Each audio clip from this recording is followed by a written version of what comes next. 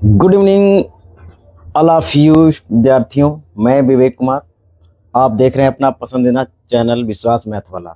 तो बच्चों, आज हम 20 नंबर की सीरीज लेकर आए हैं जो परीक्षा की दृष्टि से बहुत इम्पोर्टेंट है। ये हर बार परीक्षा में यही प्रश्न उठा के आगे पीछे करके नंबर वाइज बस क्रम बदल के आगे पीछे हर सत्र हर बोर्ड में यही प्रश्न उठा के दे देता है। तो हम आज देखते हैं 20 नंबर की सीरीज है बाबू। अगर आप इसको देख लेते हैं तो उम्मीद नहीं, पूरे विश्वास के साथ मैं कह रहा हूं इसमें से श्योर पासिंग मार्क श्योर आपका आ सकता है और आप अच्छे नंबर से पास भी हो सकते हैं। ठीक ना। तो हम लोग पहला प्रश्न देखते हैं। कह रहा है कि किस दर्पण की फोकस दूरी धनात्मक होती है।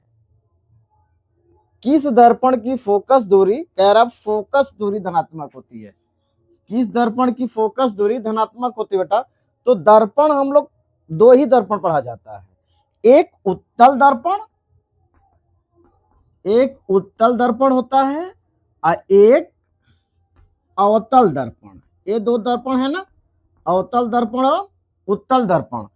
तो बेटा अवतल दर्पण की सिर्फ और सिर्फ एक ही चीज होता है, प्रतिबिंब यदि आभासी बन गया तो भी प्लस हो जाता है और वास्तविक बन गया, प्रतिबिंब आभासी तो भी का मान प्लस, अवास्तविक तो भी का मान माइनस हो जाता है। किसके लिए? ये अवतल दर्पण के लिए। और बात आती है फोकस दूरी की बात आती बाबू। तो फोकस दूरी अवतल दर्पण का ये माइनस होता है और उत्तल दर्पण की फोकस दूरी प्लस होती है।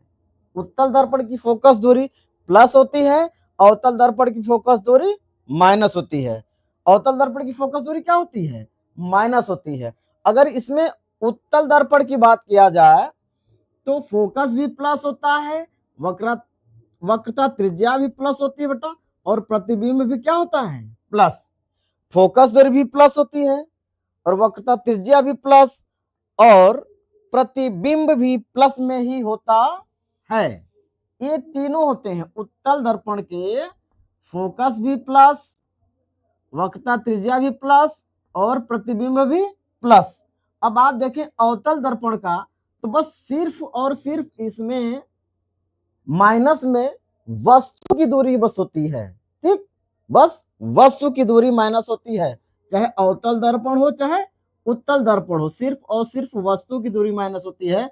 अगर देख लिया जाए अवतल दर्पण की, तो इसमें फोकस भी माइनस होता है, वक्रता त्रिज्या भी माइनस होती है और भी प्लस माइनस दोनों होता है। देख लीजिए, जैसे आभासी है तो आभासी प्रतिबिंब है तो भी का मान प्लस लिया जाता है, अवास्तविक प्रतिबिंब है तो भी का मान माइनस लिया जाता है। फोकस दूरी हर हाल में क्या रहता है?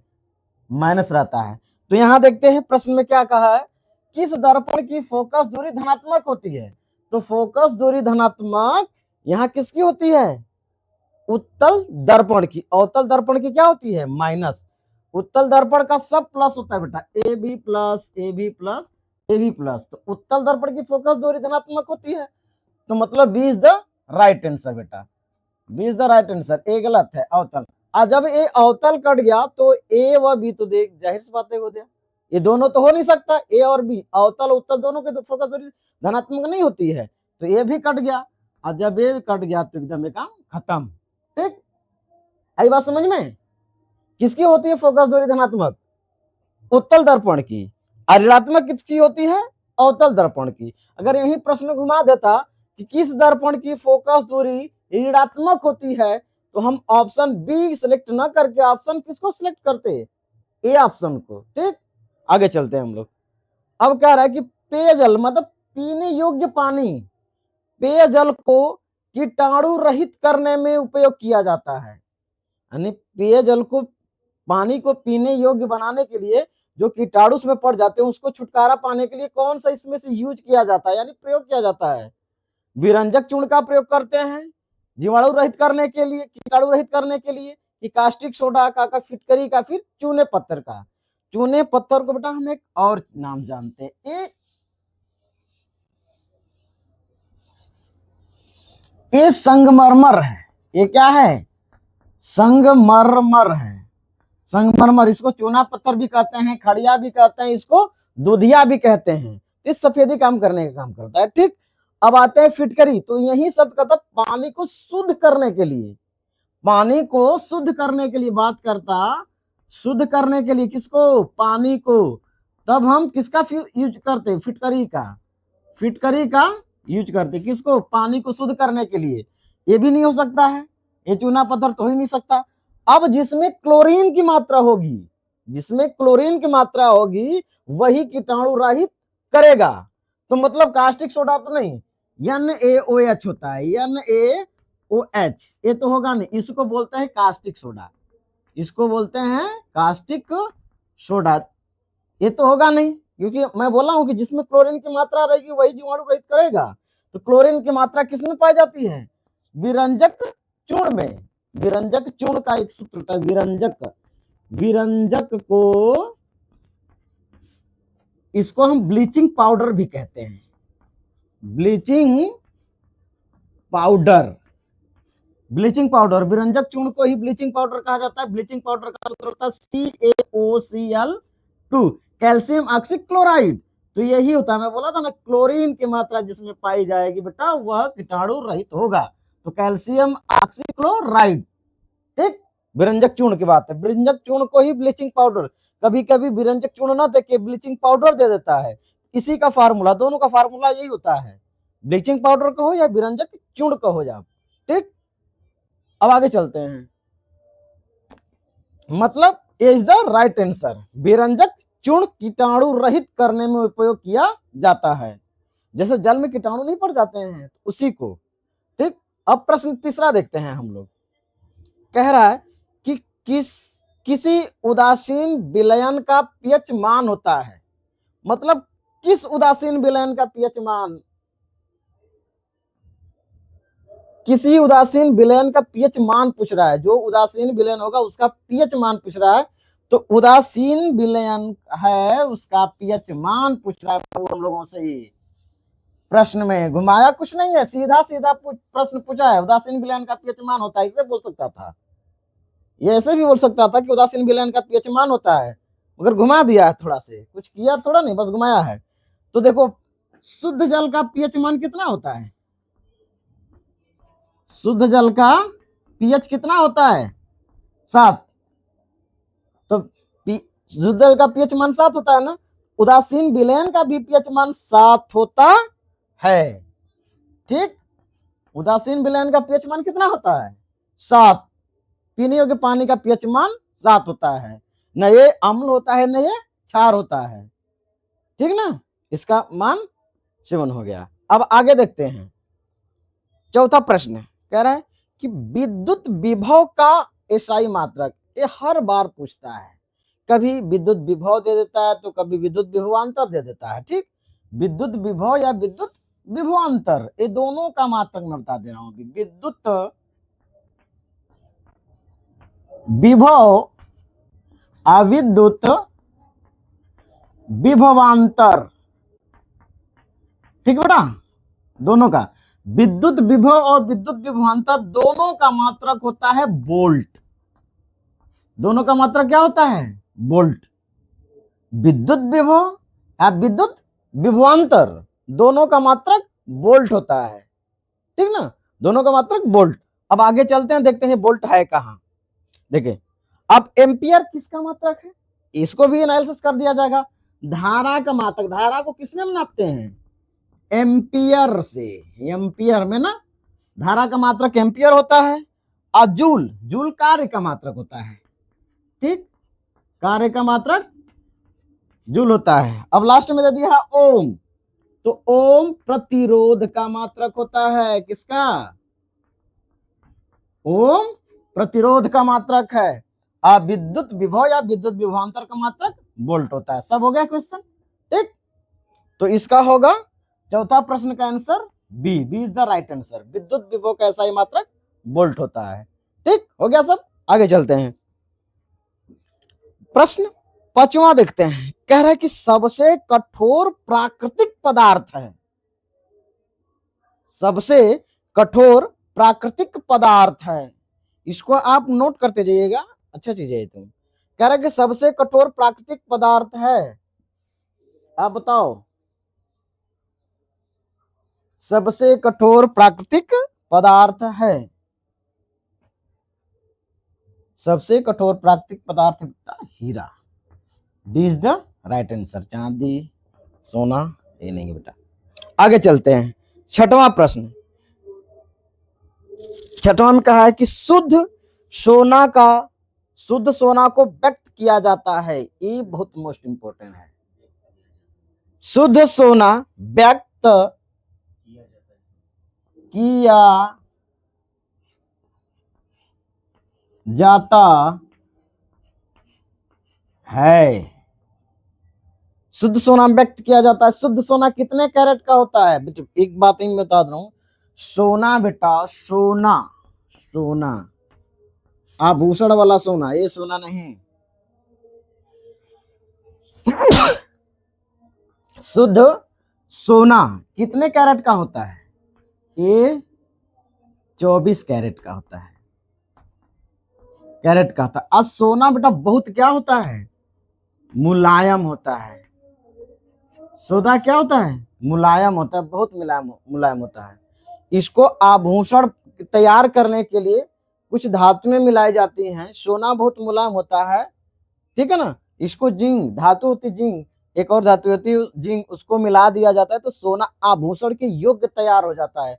देखेंगे सोना जब शुद्ध सोना रहेगा तो एकदम मुलायम रहेगा, जब उसमें मिला दिया जाता है, मिलाने के बाद सोना कठोर टाइट हो जाता है और जो आभूषण के लिए तैयार हो जाता है एकदम। तो शुद्ध सोने का कितने कैरेट का होता है बेटा? ये 24 कैरेट का। कहाँ होता है? 24 कैरेट, ठीक नहीं। शुद्ध सोने को व्यक्त किया जाता है 24 कैरेट को, शुद्ध सोना 22 कैरेट का होता है। जब दो मिला दिया जाता है तब जाके क्या हो जाता है? ये 24 कैरेट का हो जाता है, ठीक, आभूषण के बनाने योग्य हो जाता है, ठीक। नेक्स्ट प्रश्न देखते हैं हम लोग।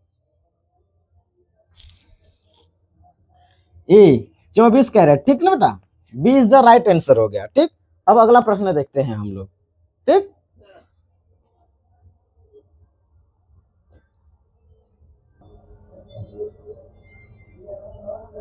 चलो बच्चों नेक्स्ट प्रश्न देखते हैं हम, सातवां, ठीक।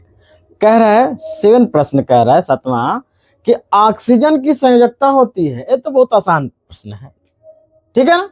ऑक्सीजन की वैलेंसी पूछ रहा है, वैलेंसी संयोजकता, संयोजकता, ठीक। ऑक्सीजन की संयोजकता तो इसका परमाणु क्रमांक होता है बेटा 8। ऑक्सीजन का परमाणु क्रमांक कितना होता है? 8 ना। तो इसका हम इलेक्ट्रॉनिक विन्यास करते हैं, इलेक्ट्रॉनिक विन्यास तो 2 6, यही ना होगा, 2 6 8 हो गया। तो इसकी वैलेंसी कितना? अभी इसको अष्टक होने के लिए कितना की जरूरत पड़ती है? अभी यहाँ अष्टक मतलब 8, यह अपना अष्टक पूरा करने के लिए अभी कितने इलेक्ट्रॉन की जरूरत पड़ेगी? इसको 2, मतलब यहाँ 8 होने के लिए अभी कितने इलेक्ट्रॉन चाहिए? इसको 2 ना। तो इसके 2 जब लेगा तो ये 8 बना लेगा ना। तो 2 की कमी थी तो 2 किसी से लेके अपना अष्टक पूरा कर लिया, तो जो कमी पूरी करती है वही उसकी वैलेंसी बन जाती है। 2 इलेक्ट्रॉन इससे चाहिए अष्टक पूरा करने के लिए, तो 2 की कमी है ना। तो यही कह रहा है कि जो जिसकी कमी पड़ती है और जितना इलेक्ट्रॉन लेके यहाँ पूरा करता है वही इसकी वैलेंसी बन जाती है, वही इसकी संयोजकता बन जाती है। 2 की कमी है तो 2 इसका इलेक्ट्रॉनिक विन्यास, 2 इसकी कमी है, 2 इसको जरूरत है तो 2 ले लेगा, और जो लेगा वही इसकी वैलेंसी बन जाती है, वही इसकी संयोजकता। तो 2 लिया है ना। तो ऑप्शन में देखे कहाँ 2 दिया है? दिया है 1 2, यानी B is the right answer. जितना इसको कमी है या अधिक, वही या तो त्यागने के बाद या तो ग्रहण करने के बाद, जितना त्यागेगा उतना बैलेंसी, जितना ग्रहण करेगा वही इसकी बैलेंसी बन जाती है, संयोजकता बन जाती है, ठीक। अब अगला प्रश्न देखते हैं, 8वां। कह रहे अम्लीय वर्षा के जल का पीएच मान होता है। ये वर्षा बहुत खतरनाक होती है, अम्लीय वर्षा के ही कारण देख रहे हैं कि अब ताजमहल है, ताजमहल का रंग कैसा होता जा रहा है? एकदम फीका, है ना, स्टोन को काटते जा रही है। अम्लीय वर्षा बहुत खराब वर्षा होती है, अम्लीय वर्षा। तो कह रहा है कि अम्लीय वर्षा के जल का पीएच मान कितना होता है? अम्लीय, अम्ल से ही पता चल जा रहा है कि अम्ल का पीएच मान कितना होता है और क्षार का पीएच मान कितना होता है, ठीक ना। और उदासीन का पीएच मान, तीनों, ठीक। अम्ल का पीएच मान और क्षार का पीएच मान और उदासीन, ठीक ना। अम्लीय जब भी होगा वो 7 से कम, क्षार जब भी होगा 7 से ज्यादा, उदासीन क्या होगा 7। अम्लीय,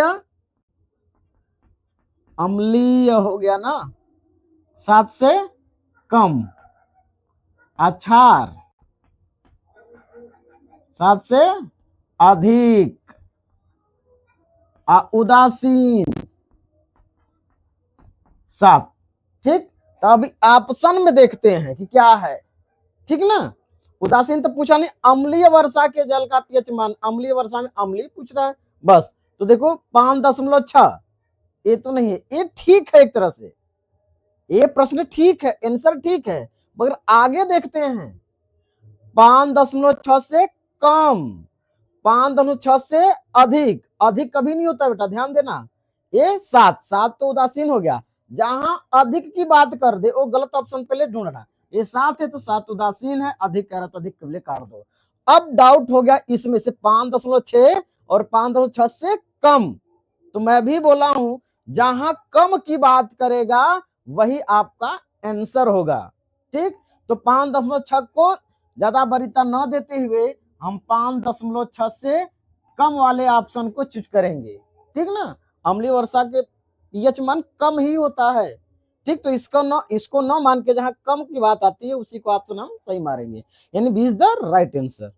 अगला प्रश्न देखते हैं 9वां।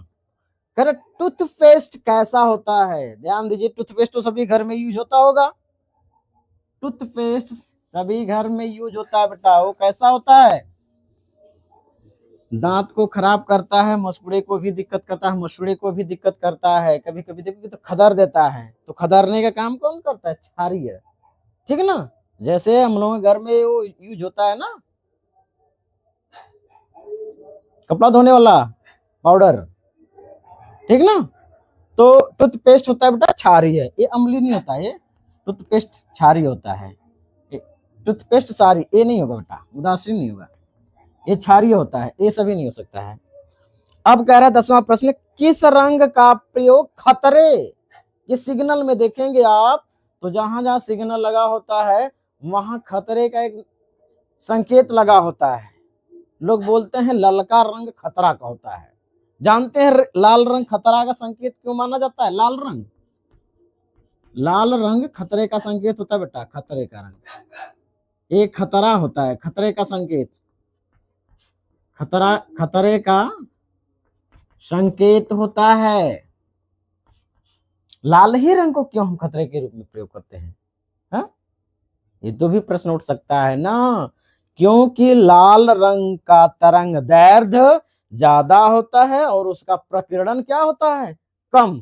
जिसका प्रकीर्णन कम उसका तरंग दैर्ध्य ज्यादा, और जिसका तरंग दैर्ध्य कम उसका प्रकीर्णन कम, ठीक। यानी लाल रंग का फैलता बहुत कम है, फैलेगा कम, बट इसका तरंग दैर्ध्य मतलब दूर तक ये दिखता है, लाल रंग दूर तक दिखता है, फैलता ज्यादा नहीं है, इसलिए लाल ही रंग को हम खतरे के संकेत के रूप में प्रयोग करते हैं। तो इसमें देखते हैं लाल रंग है कहीं, पीला नहीं, हरा नहीं, मतलब लाल रंग, यानी सी इज द राइट आंसर। लाल रंग का प्रयोग करते हैं खतरे के सिग्नल, सिग्नल देखिए ट्रेन की जगह, हर जगह जहां सिग्नल की व्यवस्था होगी रुकने ठहरने की, वहां इसका इस्तेमाल किया जाता है। हरा एंट्री, जा सकते हैं आप, हरा हो गया तो जा सकते हैं, लाल है तो स्टॉप, खतरे का संकेत होता है। 11 प्रश्न देखते हैं, कह रहा किस रंग का तरंग दैर्ध्य सबसे अधिक होता है, अभी मैं बोला हूं, अभी बोला हूं ना। अब 11वां प्रश्न मतलब 10 और 11 सेम है, बस शब्द की मार किया है। इसमें कह रहा है खतरे के रूप में प्रयोग करते हैं, और इसमें कह रहा है किस रंग का तरंग दैर्ध्य सबसे अधिक होता है, तो लाल रंग का तरंग दैर्ध्य क्या होता है, सबसे अधिक होता है। लाल रंग का तरंग दैर्ध्य मतलब ये काफी दूर तक दिखता है, ये काफी दूर तक ही हमको दिख जाता है, मतलब तरंग दैर्ध्य इसका कितना है, ज्यादा। लाल रंग का तरंग दैर्ध्य ज्यादा है, इसका प्रकीर्णन मतलब ये फैलता कम है, ये फैलेगा कम, दिखेगा दूर तक, ठीक ना। तो लाल रंग का तरंग दैर्ध्य सबसे अधिक होता है। लाल रंग किधर गया भाई, लाल रंग यहाँ है, देखो B is the right answer, यानी बी पे आगे छुपा है, यानी लाल रंग यही बेटा, ठीक। अब अगला प्रश्न देखते हैं 12वां नंबर का।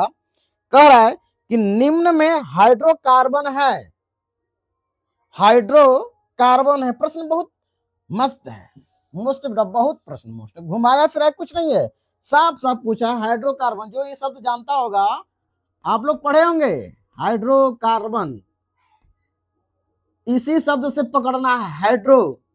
हाइड्रो मतलब हाइड्रोजन, और कार्बन मतलब कार्बन, हो गया ना। हाइड्रो प्लस कार्बन, हाइड्रोकार्बन, यानी जिसमें हाइड्रोजन और कार्बन होगा वही क्या होगा, हाइड्रोकार्बन। हाइड्रोजन तथा कार्बन से मिले हुए पदार्थ को ही हाइड्रोकार्बन कहते हैं। हाइड्रोजन और कार्बन, बस हाइड्रोकार्बन हो गया, यही संधि विच्छेद का hydrocarbon, hydro H carbon C. अब देखते हैं जहां एच और सी होगा वही हाइड्रोकार्बन होगा, यहीं से समझ जाओ, एकदम इजी लैंग्वेज में समझो। आप ऑप्शन को काटना सीखो। देखो इसमें हाइड्रोजन है बट कार्बन है नहीं, काटो, क्योंकि एच और सी होना चाहिए उसमें, ये कट गया। हाइड्रोजन है बस कार्बन नहीं, तो कट गया। अब देखो सी है, हाइड्रोजन नहीं है, ये भी कट गया, ऑप्शन काटना सीखो आप। अब देखो इसमें सी और एच, सी और एच क्या है, दोनों है, ये सटीक कर रहा है कि नहीं, इसके अकॉर्डिंग यही मिल रहा है कि नहीं, एच और सी। मतलब अब आगे भी देख लेते हैं, हो सकता है आगे भी हो कहीं। आगे देखो, आगे बस हाइड्रोजन है, कार्बन नहीं है, तो ये भी कट गया, बचा क्या, ऑप्शन बी। तो B is the right answer, ठीक। आई बात समझ में, सब भाई हम काटते आए हैं, हाइड्रोजन था कार्बन नहीं है इसलिए कट गया, यहाँ कार्बन है हाइड्रोजन नहीं है इसलिए कटा, यहाँ हाइड्रोजन और कार्बन दोनों है, इसको बल के लिए रोकते हैं। और आगे देखते हैं तो हाइड्रोजन है और ऑक्सीजन है, कार्बन नहीं है, तो मतलब B is the right answer. Next प्रश्न देखते हैं हम लोग आगे, ठीक।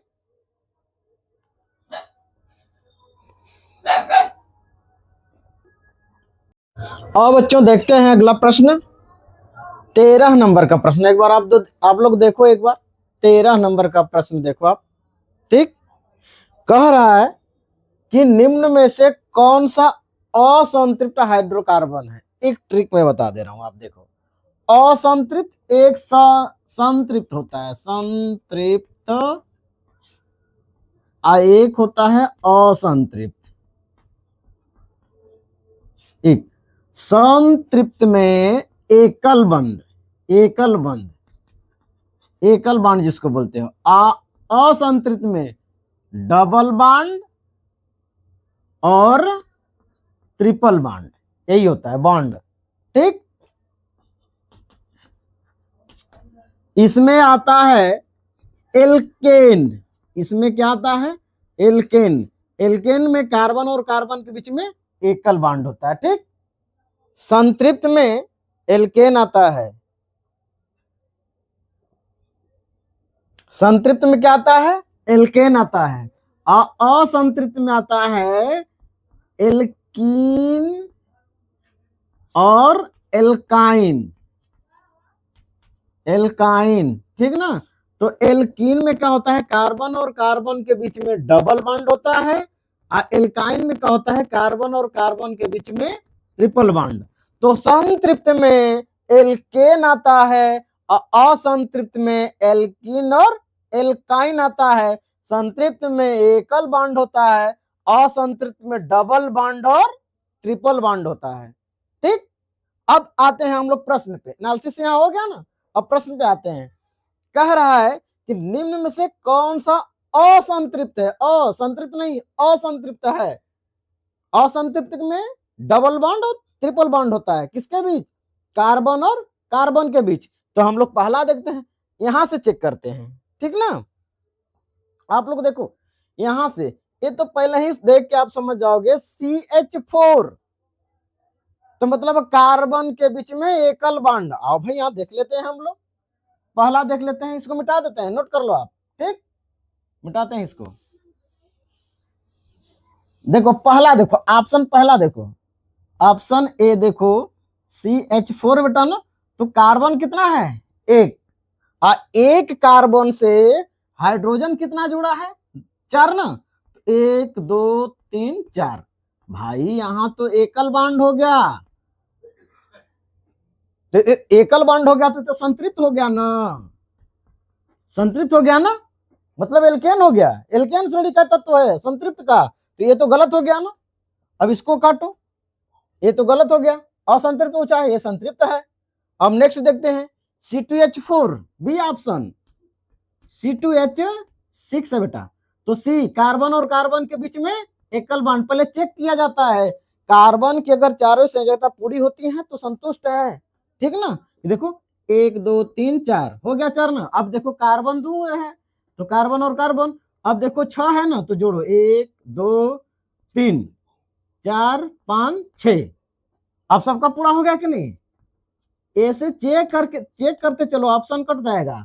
अब देखो 1 2 3 4, 1 2 3 4, कार्बन का पूरा हो गया, इसका भी हो गया, हाइड्रोजन का भी अष्टक पूरा हो गया, कार्बन का भी पूरा हो गया। ठीक, तो मगर यहाँ देखो, ये ध्यान देने की बात है कि कार्बन और कार्बन के बीच में क्या बॉन्ड है, एकल बॉन्ड। जब एकल बॉन्ड तो ये चला जाएगा इसके पास, मतलब संतृप्त में, तो ये भी तो गलत हो गया ना, ये तो भी गलत हो गया ना भाई, बी ऑप्शन भी कट गया ना।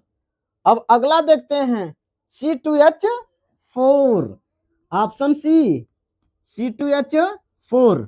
अब देखो कार्बन और कार्बन के बीच एकल बॉन्ड लगाते हैं, चेक करते जाते हैं। ठीक, हाइड्रोजन कितना है, 2 कार्बन है, 2 कार्बन से क्या हाइड्रोजन लगे हैं, 4 हाइड्रोजन, तो देखो 1 2, भाई यही 3 जोड़ दोगे तो ये तो गलत हो जाएगा ना, 1 2, 2 हाइड्रोजन जुड़ गया। अब देखो यहाँ हाइड्रोजन जोड़ दिए, नहीं बेटा दिख नहीं रहा होगा तुम्हें, हम यहीं से हम यहाँ भी कर देते हैं, यहाँ भी जोड़ सकते हैं, कोई गलत नहीं है, यहाँ भी जोड़ सकते हैं, यहाँ हाइड्रोजन जोड़ो। अब देखो, अब कार्बन को गिनो, 1 2 3, देखो जबकि कार्बन की कितनी होनी चाहिए, 4, कार्बन का 4 होना चाहिए। अब इधर भी देखो, इधर भी कार्बन संतुष्ट होना चाहिए, 1 2 3, 3 हो गया बेट। अब तो देखो, अब बॉन्ड लगाने की जरूरत पड़ी, तो कहा जाता है कार्बन और कार्बन, अब हाइड्रोजन तो बढ़ा नहीं सकते, कार्बन और कार्बन के बीच में डबल बॉन्ड। अब देखो 1 2 3 4, 1 2 3 4 हो गया ना, मतलब आपका ए क्या हो गया, कार्बन और कार्बन के बीच में डबल बॉन्ड, तो मतलब ये हो गया असंतृप्त, असंतृप्त हो गया ये ना, असंतृप्त हो गया। यही ऑप्शन सही है आपका, C is the right answer, C is the right answer. सभी गलत हो गया, जब पहले 2 कट गया तो जाहिर सी बात है कट ही जाएगा वो। ठीक, अगला प्रश्न देखते हैं, आमीटर को विद्युत परिपथ में जोड़ा जाता है, आमीटर को विद्युत परिपथ में जोड़ा जाता है, समांतर क्रम में, श्रेणी क्रम में, समांतर और श्रेणी क्रम में, दोनों, कोई नहीं, इसको बताओ आप। हम इसको कर रहे हैं तब इसको मिटा दे रहे हैं आप, ठीक।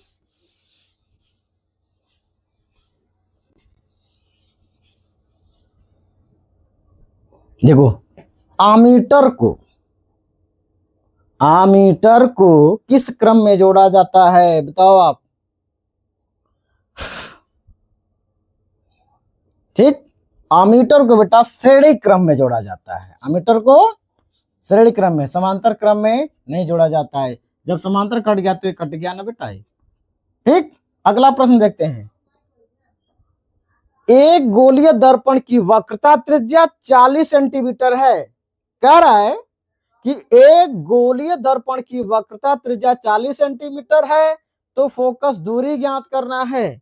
वक्रता त्रिज्या क्या दिया है, R 40 एम।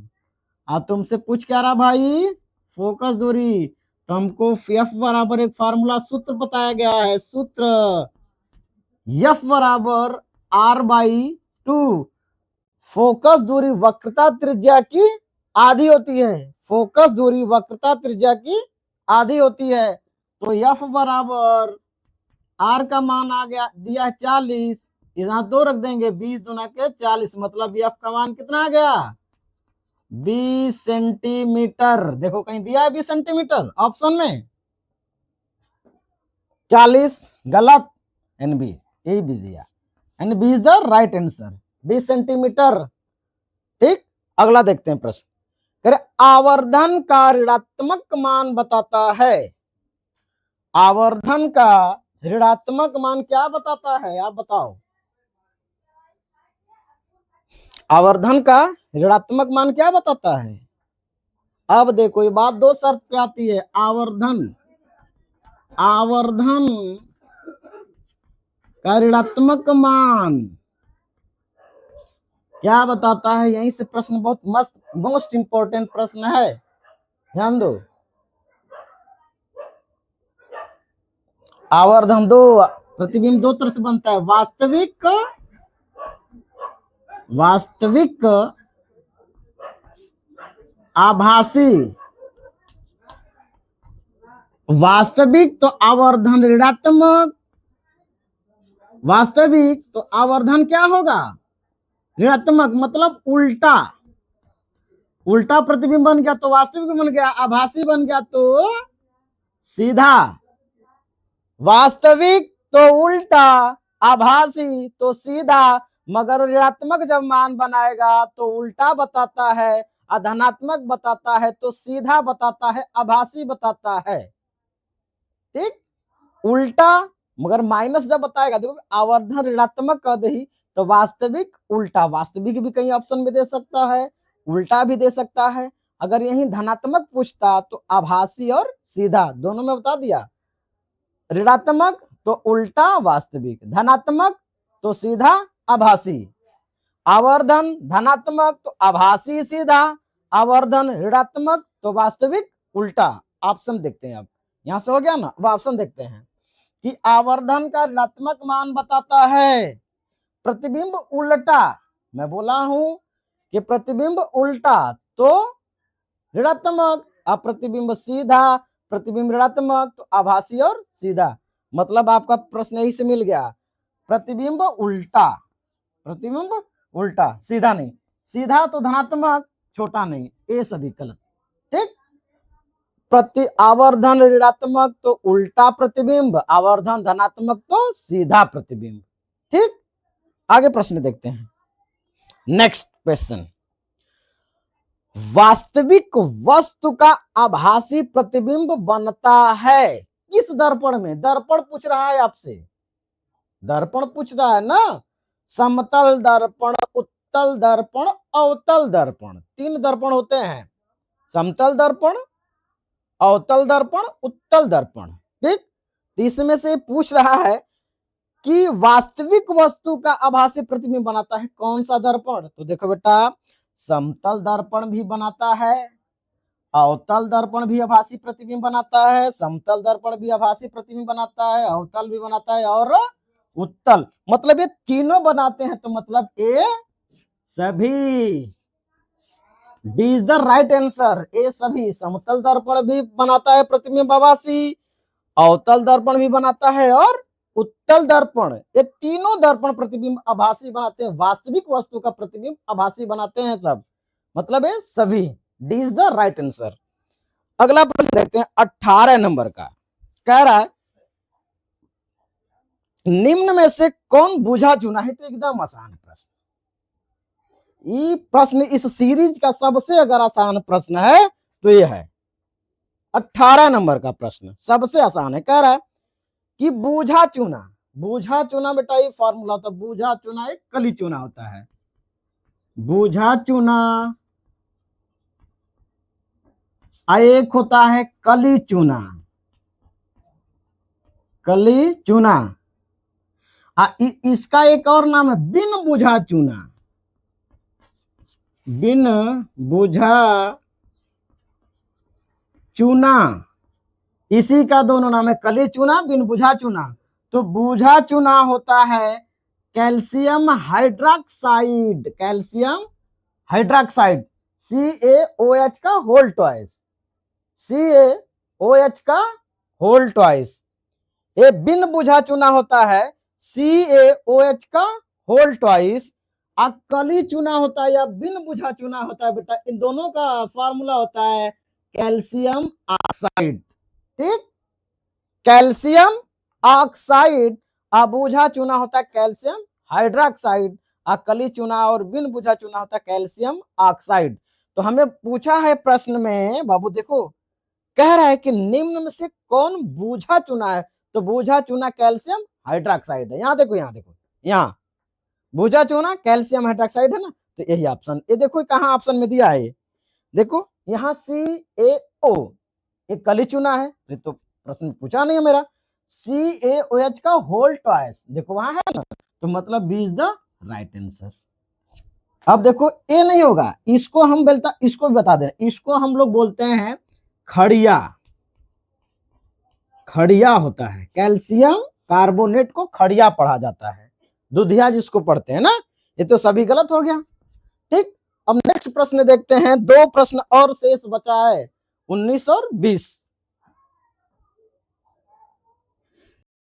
अब लास्ट क्वेश्चन की तरफ चलते हैं। ठीक, लास्ट क्वेश्चन है 19 और 20, यही दो नंबर प्रश्न है जो लास्ट है। ठीक, तो पहला प्रश्न है 19वां नंबर, कह रहा है कि विद्युत ऊर्जा का व्यापारिक मात्रक है। ध्यान दो, प्रश्न बहुत मस्त घुमाया है, बस व्यापारिक व्यवहारिक दो शब्द आता है यहाँ। देखो एक 19वां प्रश्न का, देखो एक व्यापारिक, आए क्या था व्यवहारिक, व्यवहारिक, ये दो हैं, व्यापारिक और व्यवहारिक मात्रक किसके, विद्युत ऊर्जा के। तो विद्युत ऊर्जा का व्यापारिक मात्रक होता है यूनिट, यूनिट। ठीक, विद्युत ऊर्जा का व्यापारिक मात्रक होता है यूनिट, व्यवहारिक मात्रक नहीं बेटा, सॉरी, इसका होता है किलोवाट घंटा, इसका व्यावहारिक मात्रक होता है यूनिट। विद्युत ऊर्जा का व्यवहारिक मात्रक यूनिट होता है, व्यापारिक मात्रक किलोवाट घंटा। यदि ऑप्शन में अगर दो में से कोई एक है तो मार दोगे, कोई गलत नहीं काटेगा, प्रश्न गलत नहीं होगा। अगर व्यवहारिक मात्रा में अगर यूनिट दिया है, ये नहीं दिया है तो इस पे टिक मार सकते हो, और ये दिया नहीं है तो इस पे टिक मार सकते हो कि काटेगा नहीं। ठीक ना, घुमा फिरा के, बस एक बता घुमा फिरा के पूछता है आपसे।